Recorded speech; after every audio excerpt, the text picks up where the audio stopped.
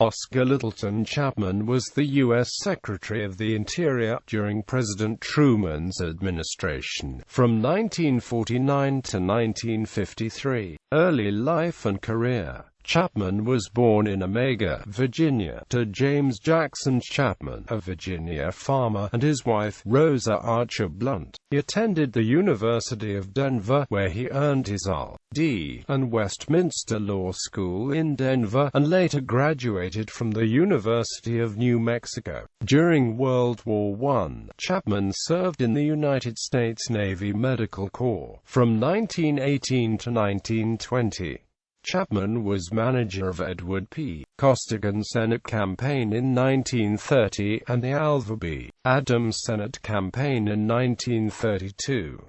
After Franklin Roosevelt's election in 1932, he was appointed Assistant Secretary of the Department of the Interior. In 1939, Chapman was an early victim of the House Committee on Un-American Activities, as then-Chairman Martin Dies, Jr. published a list of the government employees who were members of an communist-controlled organization. At the 1944 Democratic National Convention in Chicago, Illinois, Chapman was impressed by Truman sticking to his early agreement to support the current Vice President Henry A. Wallace. He was promoted to serve as the Under-Secretary by President Harry S. Truman in 1946.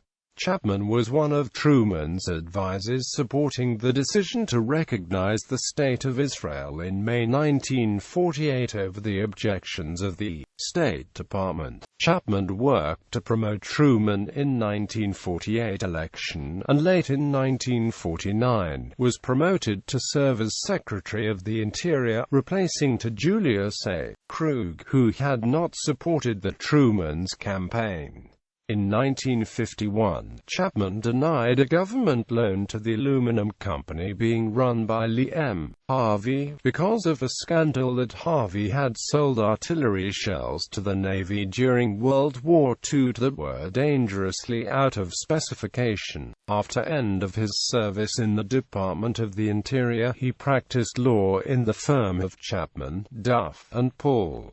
Personal life and family. On December 21, 1920, at age 24, Chapman married his first wife, Olga Pauline Edholm, from the Methodist.